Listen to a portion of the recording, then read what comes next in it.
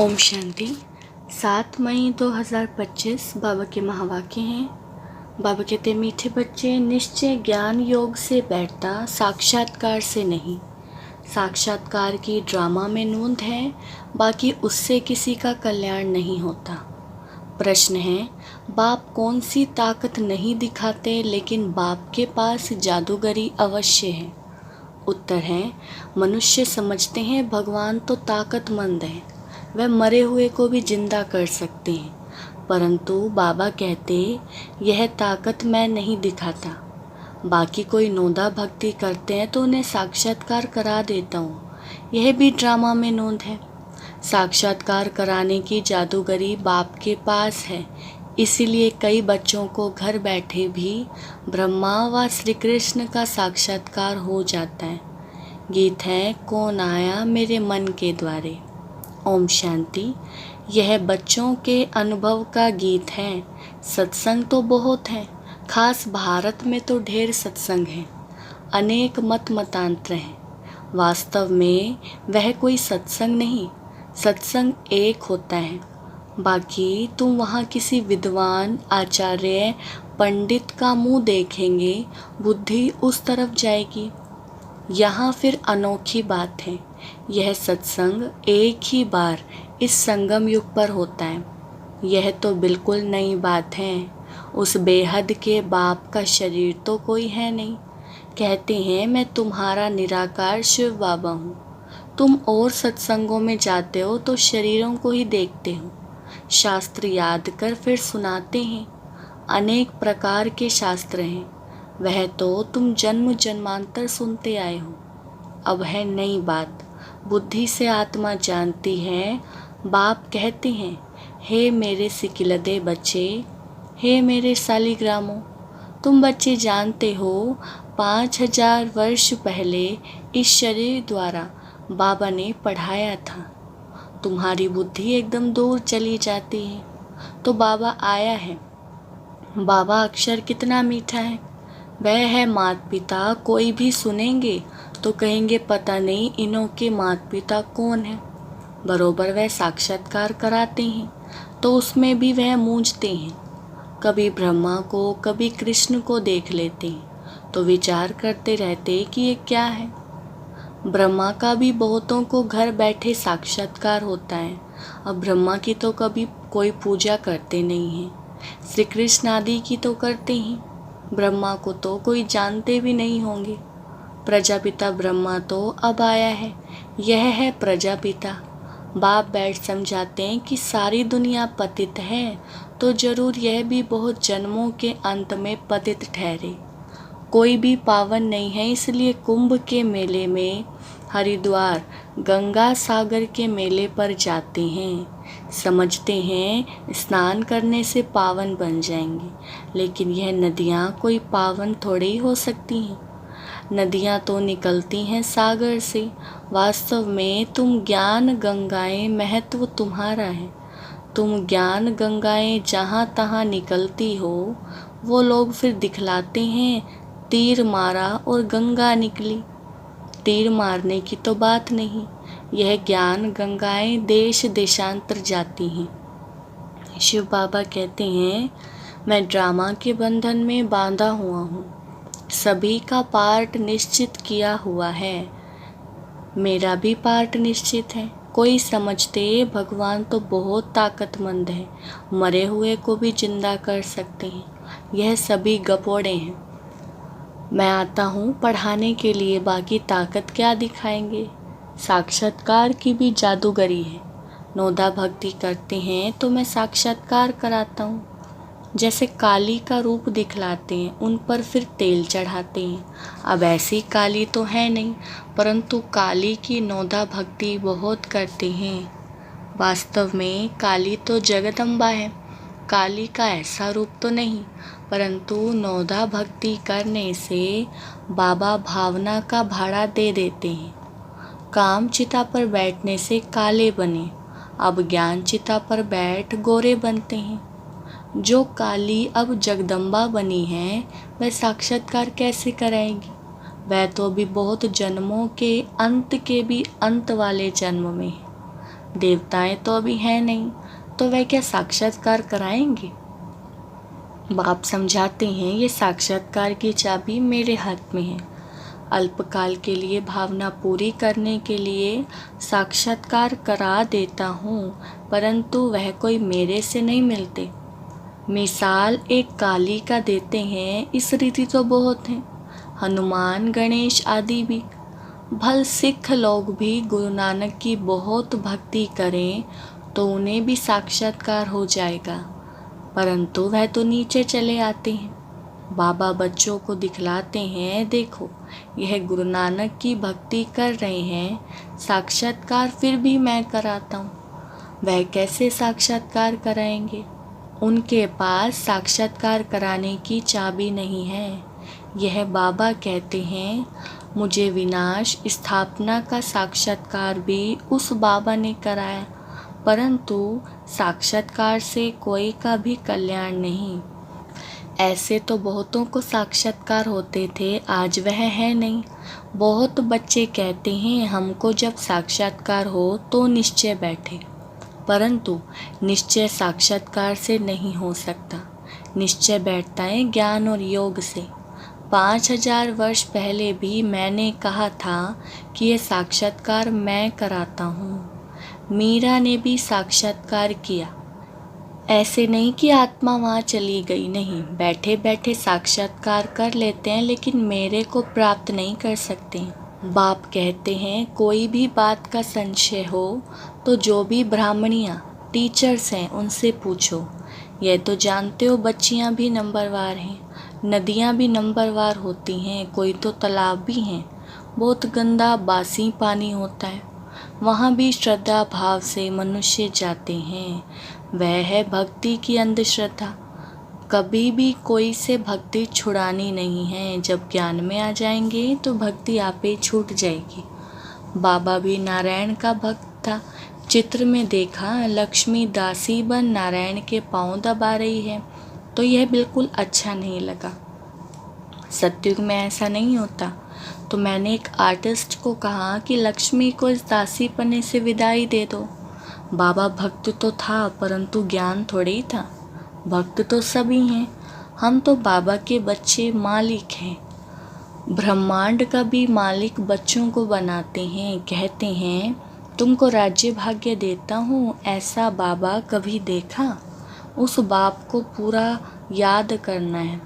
उनको तुम इन आँखों से नहीं देख सकते, उनसे योग लगाना है। याद और ज्ञान भी बिल्कुल सहज हैं। बीज और झाड़ को जानना है। तुम उस निराकारी झाड़ से साकारी झाड़ में आए हो। बाबा ने साक्षात्कार का राज भी समझाया, झाड़ का राज भी समझाया है। कर्म अकर्म विकर्म की गति भी बाबा ने समझाई है। बाप, टीचर, गुरु तीनों से ही शिक्षा मिलती है। अभी बाबा कहते हैं मैं तुमको ऐसी शिक्षा देता हूँ, ऐसे कर्म सिखलाता हूँ जो तुम 21 जन्म सदा सुखी बन जाते हो। टीचर शिक्षा देते हैं ना, गुरु लोग भी पवित्रता की शिक्षा देते हैं अथवा कथाएं सुनाते हैं, परंतु धारणा बिल्कुल नहीं होती। यहाँ तो बाप कहते हैं अंतमति सो गति होगी। मनुष्य जब मरते हैं तो भी कहते हैं राम राम कहो, तो बुद्धि उस तरफ चली जाती है।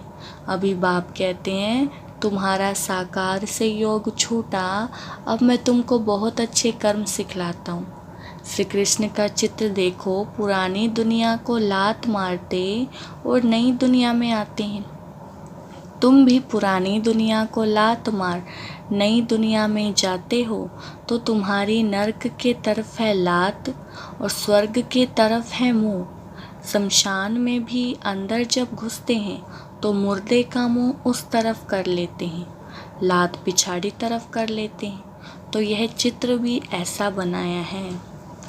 मम्मा बाबा और तुम बच्चे, तुमको तो मम्मा बाबा को फॉलो करना पड़े जो उनकी गद्दी पर बैठे। राजा के बच्चे प्रिंस प्रिंसेस कहलाते हैं ना। तुम जानते हो हम भविष्य में प्रिंस प्रिंसेस बनते हैं। ऐसा कोई बाप, टीचर, गुरु होगा जो तुमको ऐसे कर्म सिखलाएं? तुम सदा काल के लिए सुखी बनते हो। यह शिव बाबा का वर है, वह आशीर्वाद करते हैं। यह नहीं कि हमारे ऊपर उनकी कृपा है। सिर्फ कहने से कुछ नहीं होगा, तुमको सीखना होता है। सिर्फ आशीर्वाद से तुम नहीं बन जाएंगे, उनकी मत पर चलना है। ज्ञान और योग की धारणा करनी है। बाप समझाते हैं कि मुख से राम राम कहना भी आवाज़ हो जाता है। तुमको तो वाणी से परे जाना है, चुप रहना है।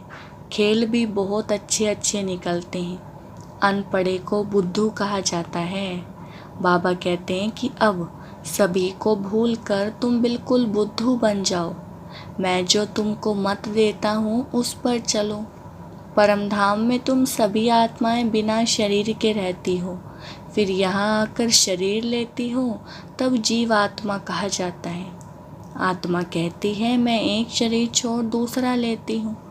तो बाप कहते हैं मैं तुमको फर्स्ट क्लास कर्म सिखलाता हूँ।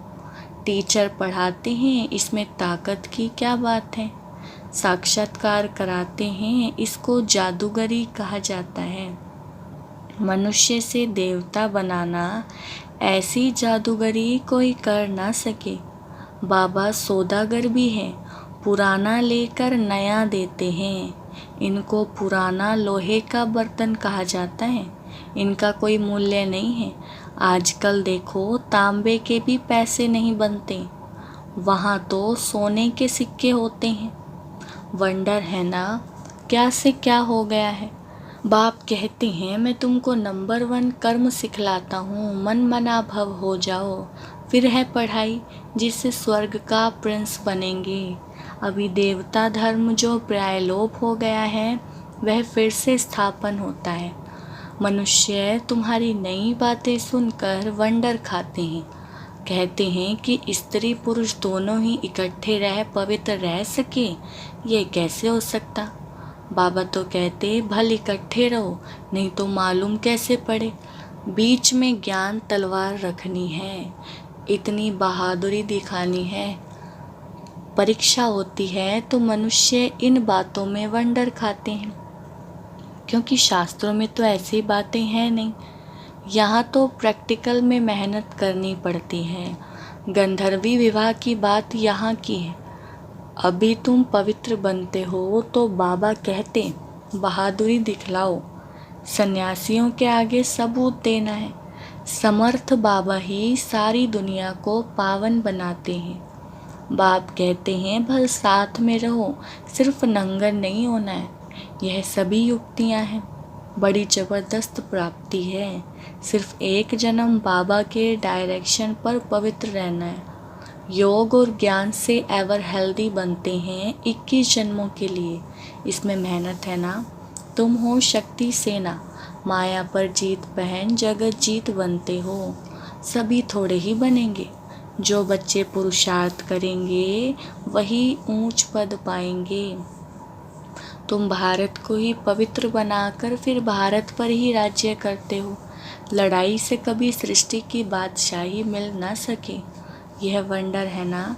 इस समय सब आपस में लड़कर खलास हो जाते हैं, मक्खन भारत को मिलता है। दिलाने वाली है वंदे मातरम। मेजॉरिटी माताओं की है। अब बाबा कहते हैं जन्म जन्मांतर तुम गुरु करते आए, शास्त्र पढ़ते आए हो। अब हम तुमको समझाते हैं जज योर सेल्फ, राइट क्या है। सत्युग है राइटियस दुनिया, माया अनराइटियस बनाती है। अब भारतवासी इरिलीजियस बन पड़े हैं। रिलीजन नहीं, इसलिए माइट नहीं रही है। इरिलीजियस, अनराइटियस, अनलॉफुल, इंसॉल्वेंट बन पड़ी हैं। बेहद का बाप है, इसीलिए बेहद की बातें समझाते हैं। कहते हैं कि तुम फिर से रिलीजियस मोस्ट पावरफुल बनाने आता हूँ। स्वर्ग बनाना तो पावरफुल का काम है, परंतु है गुप्त।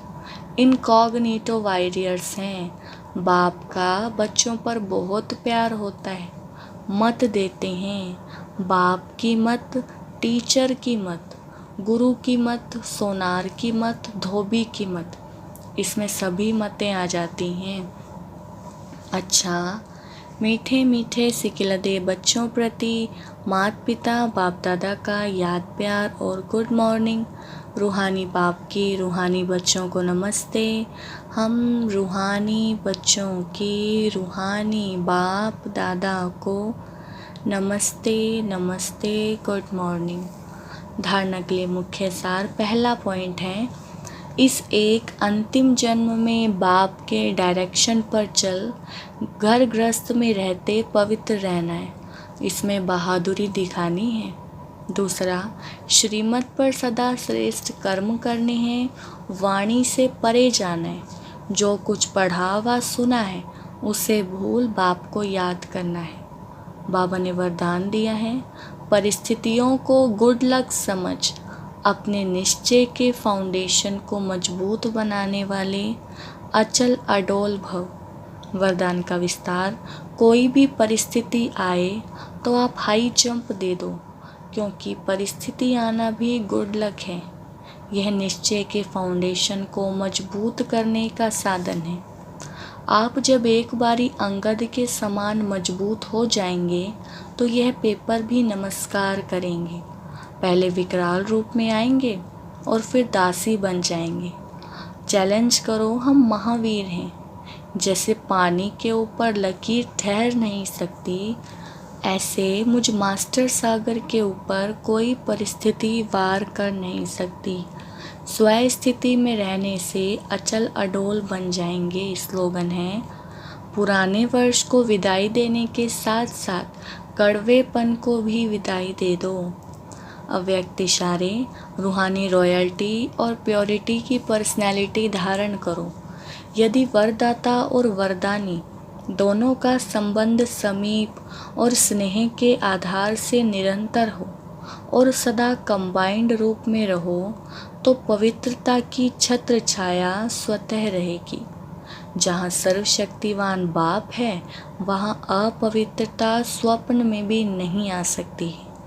और जब अकेले होते हो तो पवित्रता का सुहाग चला जाता है। अच्छा, ओम शांति।